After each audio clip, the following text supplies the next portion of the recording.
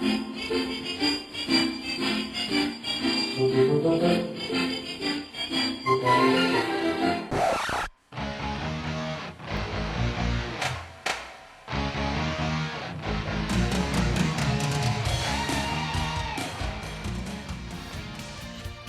to Real Estate Real World, where we talk to the movers, shakers, and leaders that are getting it done right now in the real estate industry and beyond.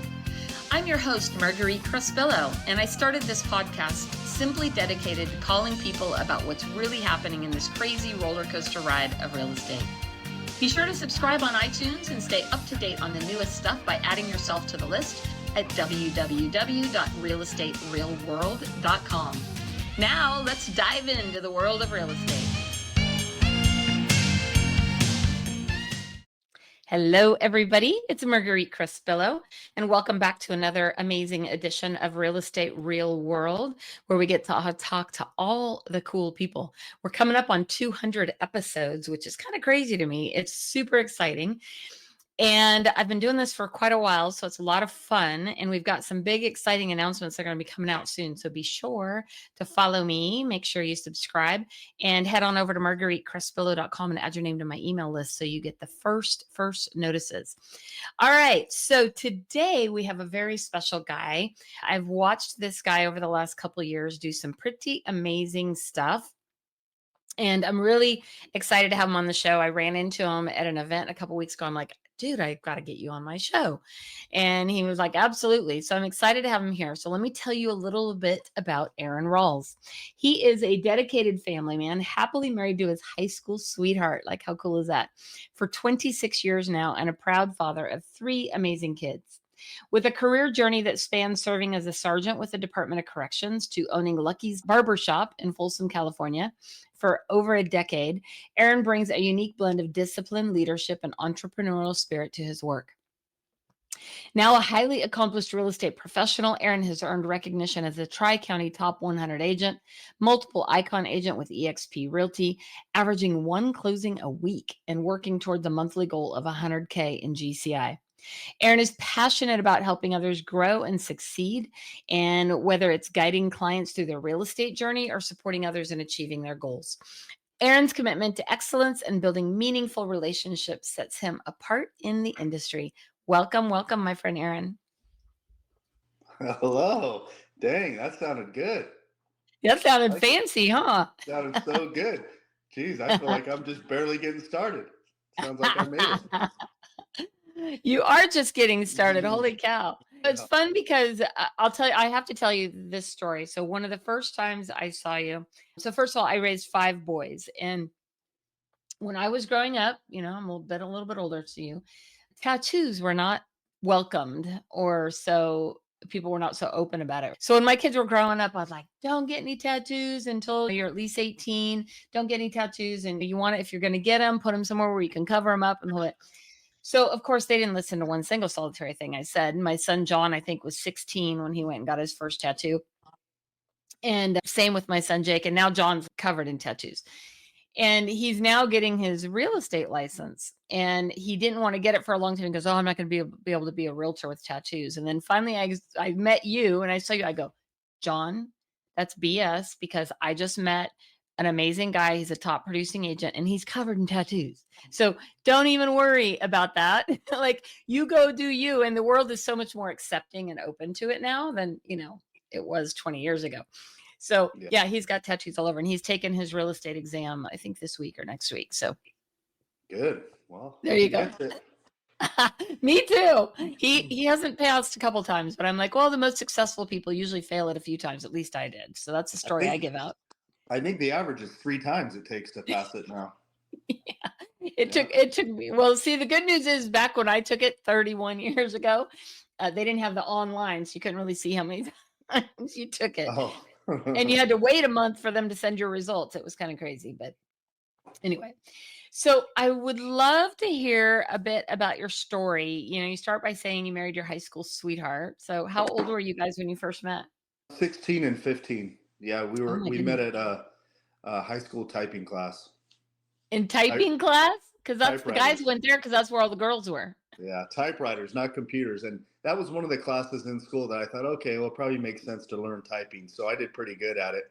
And then further on in my career in law enforcement, knowing how to type really good was definitely a game changer because you have to do so many reports. I would always help people type up their reports because I was so fast at it at that point. Well, even now, where everybody's on computers, like nobody types, I mean, nobody writes anything anymore, right? Hardly ever. So it's Right. interesting to see, the importance that typing played a role that we didn't think about back in the day.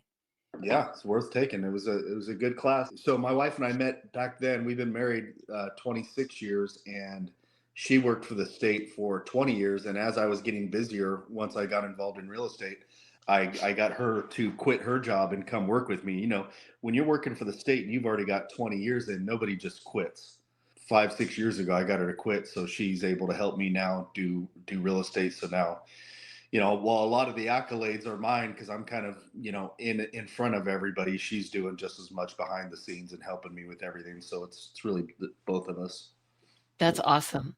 Well, so tell me a little bit about before you got into real estate, because you mentioned that you were a sergeant for Department of Corrections, right? And how did you get Yeah. into that line of work and how long were you there? So the Department of Corrections was something I'd always wanted to do. It's funny because I still have my badge in my desk drawer here. It was something that I always wanted to do from when I was a kid. That's what I had pictured doing. Oh, And yeah. right when I was old enough, I was 21. I went started applying and was in the academy for corrections when I was 22. Started working at Soledad Prison and worked at 3 different prisons. Promoted to sergeant, and in 2008, I got put under investigation and fired for 6 different counts of excessive force against inmates. Oh, And it was something that I did have a lot of use of force incidents because I worked in a very violent environment. But what I was charged with was complete nonsense. During that time, I had to kind of reinvent myself and figure out something to do. My house was in foreclosure. I had 3 little kids, wife, car payments, the whole nine, mortgage. And I was working a few different jobs. I was sleeping about 4 or 5 hours a night. And then I got into barbering because I know a lot of people where I live. So I thought, well, I could probably make decent money as a barber. So I became a barber. And then once I learned how to do that, I opened up Lucky's Barbershop. That became the busiest barbershop in Sacramento County. I mean, we had wow. 8 barbers. We'd have 2 3 hour waits every day. So it was a real busy barbershop, really cool, really fun times. But during that during that time is when I'm still fighting my case. So I'm fighting the Department of Corrections for 4 years. And after 4 years, I won. So I got 4 years of back pay with 7% interest and service credit towards retirement. And then with my back pay, because I wanted to offset taxes, I bought another 5 years of service credit. So as a result of, and then they paid me an extra year's salary to not sue them and to no longer go to the media because I was very vocal with the media, Wow. exposing what was happening to me and the waste of taxpayer dollars. So after 4 years, I won my case and it worked out great. It was the best thing that ever happened to me. Started me down a whole journey of self education, mental mindset, the whole nine. And yeah, and then in the barbershop, I'd spend all my days connecting other people with ways to make money and started thinking about what I could do to capitalize on the network I built from the barbershop. And it was kind of at that time, my wife and I's house, we were able to get it out of foreclosure, which was good, but it needed a new roof, needed some money. I think the roof at the time was 26,000 or $28,000. And, we didn't have the money to pay for a new roof. So I got my real estate license with the intent of closing a couple deals in order to pay for a roof. And the first year I did, I sold 15 homes and it just kind of kept going. And I never buy leads. I don't do anything with Zillow. It's all word of mouth referrals. And yeah, the rest is history. I sold the barbershop about 3 years ago because it was just taking up too much bandwidth. I couldn't stay on top of everything the way I needed to. So I sold it to my buddy Greg. He's since expanded it more and opened a second location in Cameron Park. So that's been going great. Still pop in the barbershop every week to say hi to all the guys, clients, and barbers. And yeah, now real estate full time. That's amazing. And, we were talking a little bit before we went went on the camera today, and we're talking about how, like, one of my favorite songs is Unanswered Prayers, right? Like, when you're in the middle of that, what was going through your head? I mean, that had to have been a very difficult time. Here you had planned to be kind of a lifer, so to speak, in that Yeah. industry, and then to Yeah. have When your the kind of the rug pulled out from under you. Yeah, when I was going through all that, I was in the middle of, well, prior to getting under investigation, I was doing ride-alongs with what's called OCS. It's a gang unit on the streets, and I was interviewed to promote to lieutenant. So literally had the rug pulled out from underneath me. I mean, it was so ridiculous. And what was going through my head, honestly, I was in a real dark place. I was planning on killing the people that did it. I was, Mhm. I was in the middle of losing everything, and I didn't do anything wrong. It'd be similar to someone walking in your office right now and hauling you away for something you didn't do, and it takes Right. you 4 years to prove it. Meanwhile, you're losing everything. So it was just a dark time. But I mean, looking back now, I wouldn't trade it for the world. It's the best thing that ever happened to me. And who knows? I might be dead if I was still there. It's a violent environment, and certainly have a lot more fun now. I wake up excited every day to start my Yeah, I day. can't imagine. I mean, I've only, like, ever walked into a jail, like, one time in my life to, like, visit somebody, and I was pretty traumatized just going to visit. I was like, "Ah, I need to make sure I don't ever come here." Yeah, it's a whole different world. There's so much stuff that happens. There's so many murders that happen, things that happen in a prison you just don't even hear about on the streets outside. It's a real violent place. And Yeah, I worked at a level 4 prison, which is the prisons go from level 1, 2, 3, and 4. I was at a level 4. The guys you see cleaning the sides of the roads are level 1s. right. So So you got a were lot with of the rough ones. yeah, yeah, the worst of the worst, the real gangsters. Yeah, no, thank you. So, well, and now you kinda get to deal with the real estate gangsters, right?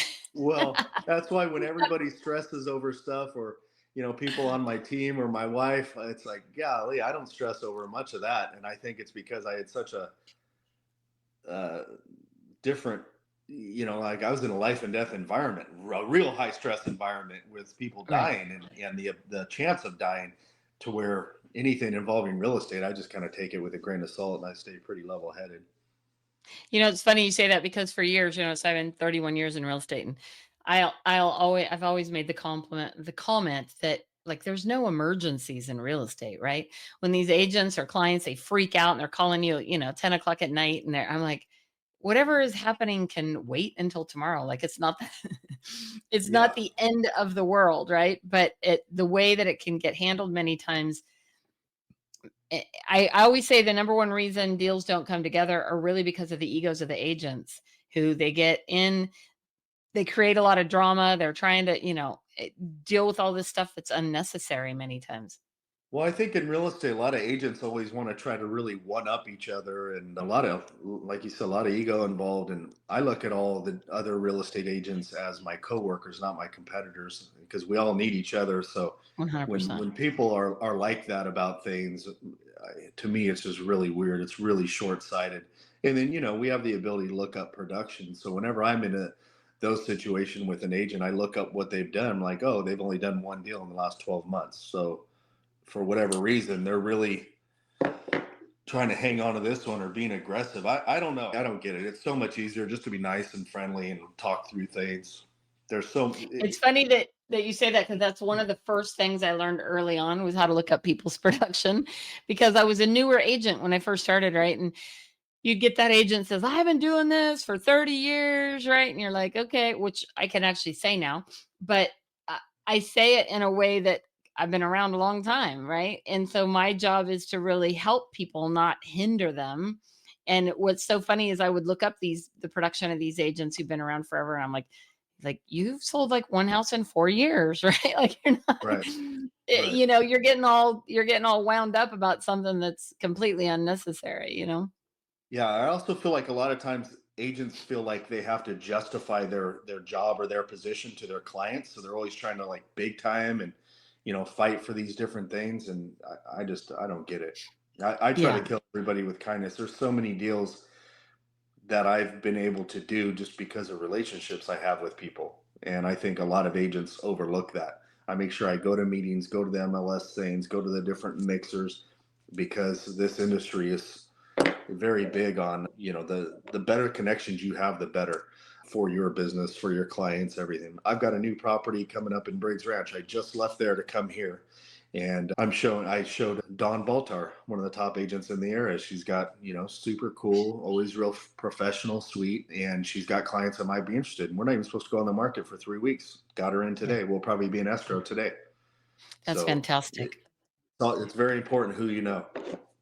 I agree 100%. And I don't think, like, I'll never forget this agent years ago. And she was a pretty big agent at the time. And she was working at our company.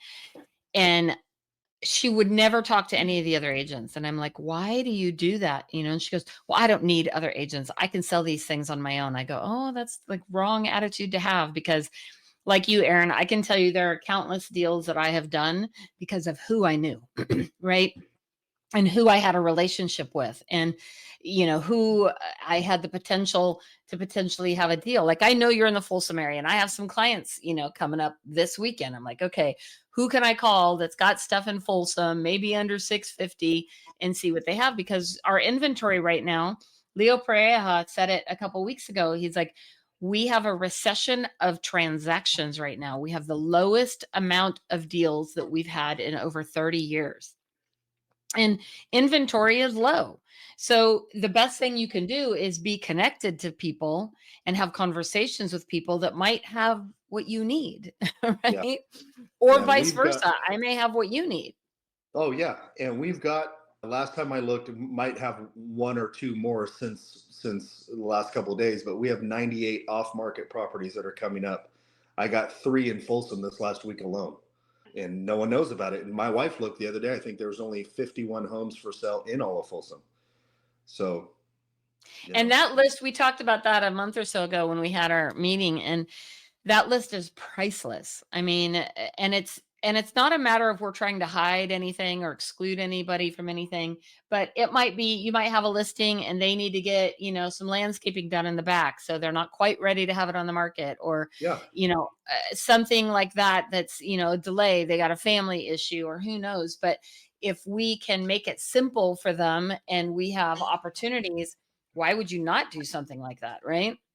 right. It's like the one I showed Don today. My clients, their new home won't be built till May. So I have it on our off market list. I have a listing agreement secured with the MLS waiver. So people within our group, I always say it like this. Like, I'll help agents from outside brokerages if they call me, or if you got a girlfriend at Remax and they call me, hey, she needs help. Do you have anything off market? 100% I'm going to help. But my goal prior to it hitting the MLS or everything else is my job is to feed my tribe. My people are Right. going to eat. And if they don't want to eat, then it goes to the market. If we don't have anybody, then it goes out there. Other than that, we're real diligent on trying to make sure that we look out for each other and help. And that's the benefit of, you know, with what EXP has to offer, in my opinion, is the collaboration. I think a lot of other, I know this isn't an EXP thing. Can I talk about it at all? Yeah, of course. Yeah. Okay. Like, if there's agents out there listening that aren't sure where to go or hear all this negative stuff about EXP, I've been with EXP now, I think 6-7 years, and been to the different events, seen behind the scenes. Marguerite and I are both at a lot of different things, and EXP is about as legit as it could get. Yeah. One of these other top brokerages, no joke, and you probably feel the same way because you've seen it. If I got recruited today and offered a check for $1 million, I'd politely turn it down, Yep. because I think what EXP has to offer and where we're going is through the roof. I've already cashed out 488 grand just in stocks. I'm sure you've cashed out a bunch of stocks too. The revenue Oh, share, it like changed my everything, is life. it's changed my entire life. So when you guys hear people talk about EXP, you better do some digging for yourself, because I always give this analogy. If we sold Chevy trucks, our boss is going to be telling us how lame the Ford trucks are, until you go sit in a Ford truck, and then you're like, whoa, this isn't bad at all. So I think real estate's a lot like that too. There's just a lot of false Yeah, it's info out. interesting to me because, I can say the same thing, that EXP has 100% changed my life. I mean, Oh, in a million ways. But it's interesting because when I start talking to people at other companies, I have not heard of another company where somebody can say that same thing, that this company has changed my life. This No. company has changed my life in so many ways, not just with stock and revenue share, but the collaboration and the amount of people that I could call anytime and say, "Hey, I need some help with this." And I know for a fact you, especially Aaron, wouldn't even blink. You're like, "On my way. What do you need?" Right? Like Yeah. it's Yep. it's and With, I with don't with see that nothing in everywhere. it for me, by the way. No Right. showing fee, no percent, like nothing. I go with my agents that, when I say on my team, they're within my downline. I don't run a production team, but I've driven an hour to help them secure a listing before. Nothing in it for me other than helping them grow and succeed. Yeah. So good luck finding that anywhere else. Exactly. Exactly. Well, so you've been in real estate now how long? I think 9. 9 years? Yeah. Yeah. And I mean, what's funny is when you get to 9 years, you're pretty much dialed in for most agents. I mean, those first couple of years can be a little bumpy while you're trying to figure things out and, figure out who you are and what you're going to do and how you're going to sell. And then usually you'll kind of move into your stride a little bit and, understand that. But you're also part of a generation of agents and consumers that honestly have not seen a down market, right? So because the market was hit the bottom in 2010 and then it's done nothing but increase in value with low interest rates until the rates kind of dipped last year and I mean went up and caused some issues. And so when that happened over the last couple of years, do you feel like you had to do anything different or you had to shift or you had to focus in a different way when interest rates went up? I just started hitting open houses more. I still do open houses regular. And my entire book of business is generated through open houses and word of mouth referrals, mainly referrals. Referrals are probably 80-90% of my business. And I think anybody that's been in the game for a decent amount of time, that's how your business should be at that point. Or what'd you do? Piss off all these other people for the last 9 years? I should have referrals. I do a good job. I'm friendly. Um, and I ask for them. I think a lot of agents don't ask for them, but no, I just hit whenever I feel like there's a lull or anything kind of dies out. I'll just start hitting open houses. Not too long ago, I got all these people in the office that want to do business, and I try to always set them up first to do open houses because I figure I'm already eating, I'm already generating income. Let me help these people bring in income. But if there's ever times where they don't want to do it or they start getting complacent, I go, okay, I'll do it. So one time I did 7 open houses in 14 days, double ended the Wow. deal, made an extra $23,000. So then I come back and I go, hey, I'm giving you guys these opportunities. I don't need that. It's great that I did it and I'll keep doing it, but I'm trying to make sure you guys get to eat. So I don't So know. tell me a little bit about the open houses you do. What do you think is the most important thing to do when it comes to open houses to make them the most successful? For sure, I never do an open house without having music. I think music is number one. You got to have a good upbeat energy to it. I dress pretty casually. Like I tell my wife all the time, I don't really know how to dress. I don't know how to dress nice. I've worn jeans and Converse and black t-shirts since I was a kid, and that's all I wear still. So I'll show up to open houses just kind of dressed the way I dress. And I think open house, the big keys, number one, I never ask anybody if they have an agent because once you find out they have an agent, you cannot continue to try to market them. I'm just assuming they don't, and I'm leading with as much value as I can. And what my team has to offer, what our off market lists look like, and how we're selling them every week off market. So I just create so much value that they're leaving there going, well, shoot, why are we working with so and so? This guy seems to be the one with all the connections. So I do it like that. And then another thing I always do at an open house, unless it's just a really busy open house where I can't get in to see everybody before they leave, I'm always asking for the business before they leave. You're going to get a card, and I'm going to say, Marguerite, it was great meeting you. Hey, just so you know, my wife and I are both full-time agents. We would love the opportunity to earn your business. Please call or text me if you need anything. I don't ask anybody to sign in. I don't do none of that stuff because I don't like it when I get asked to do it. I just want it to be real organic, real cool. I always think I want the husband getting in the car thinking, I could see myself having a beer with that dude. Like he was cool. He wasn't, you Right. know. And now I've built the book of business up where now I've got the production behind it. Plus the way I approach it, I think is just real easy. So I think that it's great that after all this time you're still doing so many open houses because a lot of agents like I mean, I did one a couple months ago, but I haven't done it in a while. But I am getting back in that. And I feel like that also helps you stay a bit more connected to what's going on. Would you agree? Yeah, yeah, totally. And well, like the house I just met Dawn and her clients, the couple came in and he goes, "Wait, we met you before." And I'm like, "Yeah, you guys look familiar too." He's like, "Oh, we met you at an open house a few months ago." So, it's like, okay. Um, I think it's important to be out there. Plus, every time I do an open house, now I get my signs out everywhere. It's that branding, and I typically only try to do them on the areas that I really want to focus in, Folsom, El Dorado Hills. So what do you think are the biggest mistakes a lot of agents are making right now that are keeping them from being more successful? I think most agents don't take the time to study and actually learn business or mental mindset or sales. I spend an hour to 3 hours every single day studying and learning and trying to get better. And I think most agents are pretty complacent. They'd rather spend 6 hours in front of Netflix or 7 hours in front of football on a Sunday. I don't do that. I study, I work, but my goal is to make 100 grand a month. Their goal might be to make 100 grand that year. So different goals. Whatever you put in is what you're going to get out. So I focus on things that I can do to make me sharper, smarter, a better leader, and help people at a higher level. So what are you reading right now?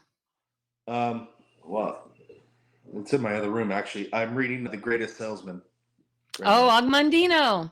Yeah, it's such a good one. I mean, last night it was giving me the chills reading. I'm going to post about it on my social media.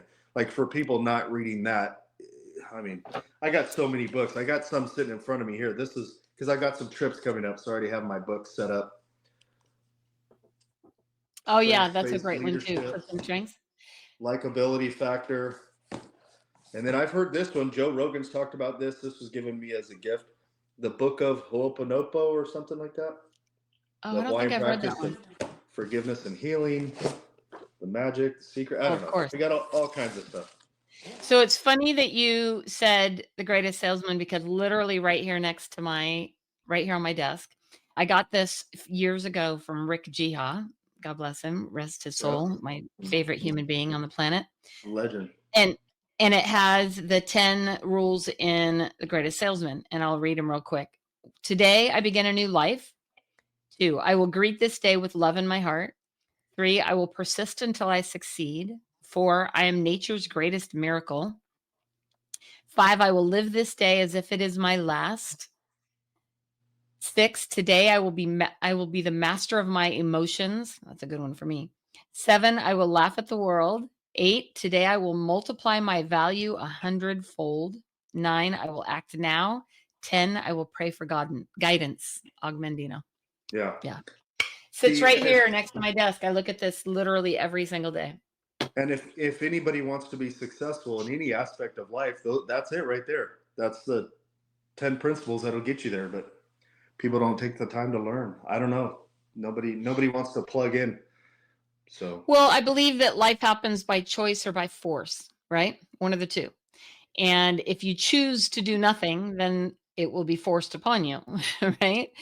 yeah, And so a lot of people will wait until they're forced to make a decision. And as I've gained some wisdom in my 61 years here on this planet, I like to make decisions by choice anymore instead of by force, right?